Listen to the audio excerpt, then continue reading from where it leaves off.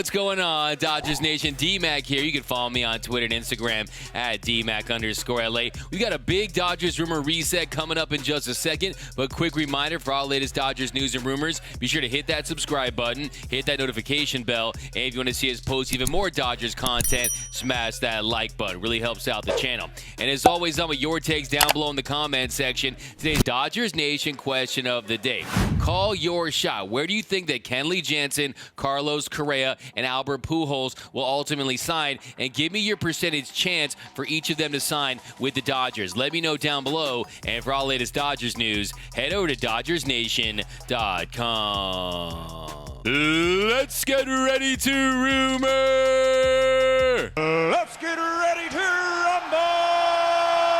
Okay, so the meeting between the MLB and the MLBPA did not go so well. The two sides didn't make very much progress, but at some point this lockout needs to end, and when it does, you guys will be ready to rock and roll, because we've got a rumors reset with all the latest with Kenley Jansen, Carlos Correa, and Albert Pujols. This is part 2 of the rumor reset to get you caught up, and we did deep dives for each of these players. So if you want to go back and watch those, I'll drop those links in the description. But we're going to start with Kenley Jansen. Is the California adventure over for the Los Angeles Dodgers? Well, after the season, Dodgers insider Bill Plunkett, he went on MLB Network's High Heat. He did an interview with Alana Rizzo, and he said that the Dodgers' all-time saves leader is ready to leave LA.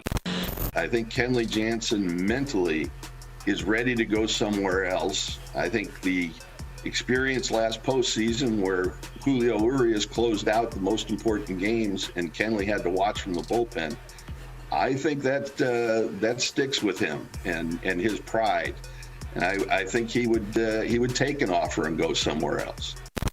And Bill Plunkett is one of the most trusted Dodgers insiders, and he did an interview with Kenley during the season, and Kenley talked about the possibility of leaving LA.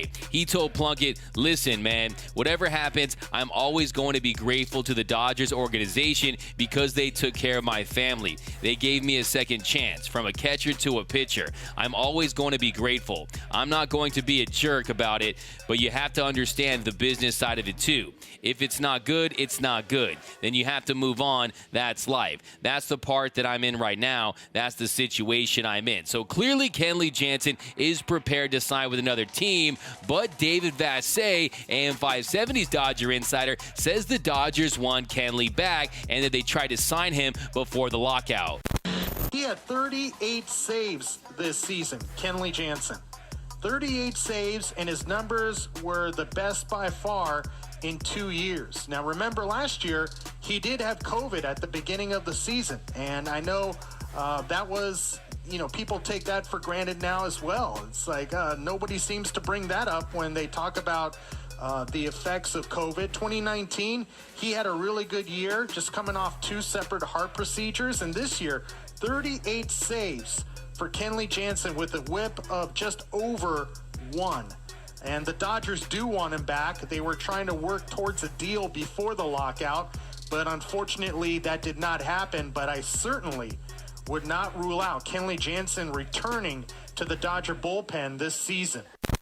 So for me, I am in favor of the Dodgers re-signing Kenley Jansen. I think a 2-year deal, 26 to 28 million, something in that range. He's completely reinvented himself with the use of that 2-seam fastball, of that slider. I think he can still be a very effective pitcher for the Dodgers. Now, as far as percentage chance that I think he'll re-sign with the Dodgers, I'm going to give Kenley Jansen back to the Dodgers about a 54% chance. Let's go 54% chance that he goes with LA. But Vassegh also said earlier that he was going to take the biggest contract available. So if the Toronto Blue Jays or the Miami Marlins go crazy, give him 3-4 years, something in that range, I do think he'll leave for a big bag, but I do think there's a chance that he comes back with the Dodgers. Now, next we have to talk about Carlos Correa. He is by far the most polarizing free agent that the Dodgers have been linked to for so many reasons that we've talked about ad nauseum here. Of course, his involvement with the 2017 Houston Astros. Some fans can't look beyond that. Some some fans are willing to give it a go. Now, one of the first big links with Carlos Correa and the Dodgers, of course, came after Corey Seager signed with the Texas Rangers. And following that, Mark Berman of Fox 26 in Houston tweeted out, according to MLB sources, the agent for free agent shortstop Carlos Correa has heard from the Yankees, Red Sox, Dodgers, Cubs, and Braves, and was offered 5 years, $160 million by the Astros last month. So first and foremost, you're going to see the Dodgers linked to a lot of big free agents. It's the old agent trick. You link them with the Dodgers, the Yankees, some of these big money teams, try to help leverage your client a deal. So no surprise there. And then also John Heyman, the insider, he said that it was going to be between the Dodgers and the Astros for Carlos Correa. You know, I thought they would only go for Seager. If they didn't get Seager, they have Turner there. But, you know, with Seager not there now, so much extra money that they're not spending, you can't rule out the Dodgers for Correa. So those would be my two thoughts for Correa right now. It would be Houston or the Dodgers. So are the Dodgers really in the top two for Carlos Correa? I really have my doubts because I think when it comes to LA, you see the deals they've tried to get players in the past to sign. Shorter term, high AAV deals, guys like Bryce Harper, they try to bring in on a shorter contract. And I think if Carlos Correa was looking for a deal like that, maybe the Dodgers would consider it. Maybe an opt-out after the second year. He's still young. He can hit free agency again when he's 29, 30 years old. So he can set himself up for another big payday and show that he's durable, show he's a really good player, show that his glove has aged well. I know he said that he'd be willing to move over to third base, but I just don't know if the Dodgers would pay him $300+ million. And it's going to take more than $325 million that Corey Seager got. And I just have my doubts that the Dodgers are going to want to pay him that amount, especially when they have Trey Turner on their team. And we know the Dodgers offered Corey Seager close to $300 million, but I think they did that knowing that a move to third base was going to be inevitable. So would they actually sign Trey Turner for big money and Carlos Correa for big money?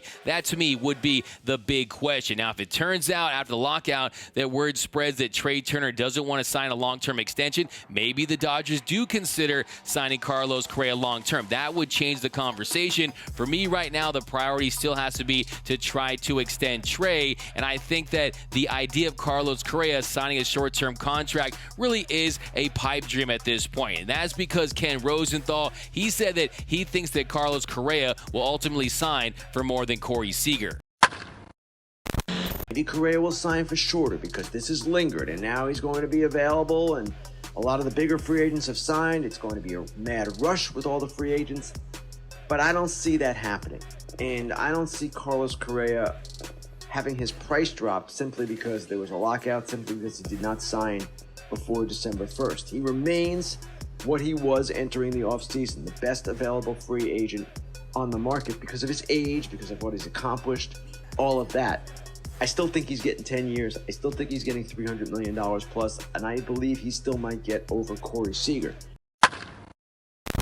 So yeah, I just think with his injury history and where his stock is right now, coming off another really good season, he won the Platinum Glove Award, that he has got to collect a big bag right now. You don't want to put that in jeopardy. You don't want to put that type of pressure on yourself when you could get in excess of $300 million right now. So it'll be interesting if the Astros will be willing to double their offer. I think you've heard the rumors out there that Crane doesn't want to go past 6 years. And then who else is there? Will the Yankees, the Red Sox get involved? Will teams like the Dodgers get involved? I think he's going to be one of the most fascinating free agencies once the lockout ends. Now, as far as percentage chance that he'll ultimately sign with the Dodgers, I think it's somewhere in between 10 and 20%. Let's go 15%. It's definitely still unlikely at this point, in my opinion. And based on everything you read, everyone you talk to, the Dodgers do want to try to extend Trey Turner. And yes, theoretically, you could sign them both, have Trey Turner play shortstop, have Carlos Correa play third base, but that is a lot of money locked up on that side of the infield. So we'll see what happens. I think that number could change based on how the lockout goes, because if this lockout continues to delay the season and there's a mad rush, maybe he does consider signing a shorter-term deal, and maybe he does that with the Dodgers. You never know. And then also, if Trey Turner isn't willing to sign here long-term, I think the Dodgers should have a pretty good idea at this point on his long-term plans and have the feelers out there. So things could change with that number, but I think right now it is still unlikely. Now, next we're going to talk about Albert Pujols. Yes, Albert Pujols, I want to first ask you, where is my Corvette? I checked the mail today. I didn't see my brand new Corvette. I mean, can I at least get a little Hot Wheels version of the car or a Dio hug or anything? Come on, Pujols. But when it comes to Albert Pujols' future in Major League Baseball, we don't know too much. He did play in the Dominican Leagues this winter, and back on October, he said, I don't think my time to retire has come. I don't want to sit in my house next year knowing that I can still keep playing. So when it comes to Pujols, he's 21 home runs shy of that 700 home run mark. You know he wants to hit that, and MLB insider John Heyman, he predicted that there could be a homecoming for Pujols.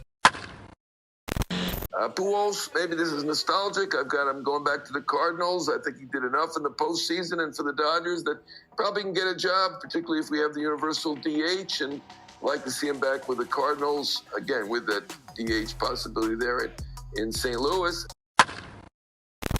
So how cool would that be, having Albert Pujols return to St. Louis? Imagine if he hit his 700th bomb in his St. Louis Cardinals uniform. That would be special. Now, I think the Dodgers could consider bringing him back. He was a great clubhouse presence. He mashed against left-handed pitching. He was a nice bat off the bench. He mentored some of the young guys. But I think that's a long way down the list of their priorities right now. They have to shore up this rotation. You need to add some more pop on offense. But I think they will consider it. But I do think it's less than 50% right now. I would probably say it's like 34% for Albert Pujols to return to the Dodgers. But let me know down below in the comments section, where will these free agents ultimately sign? Pick your team, and also what percentage chance you think they'll sign with the Dodgers. My name is D-Mac. You can follow me on Twitter and Instagram at DMac_LA. For all things Dodger baseball, be sure to hit that subscribe button, hit that notification bell, and if you want to see us post even more Dodgers content, smash that like button. And until next time, think blue, bleed blue, and I'm out.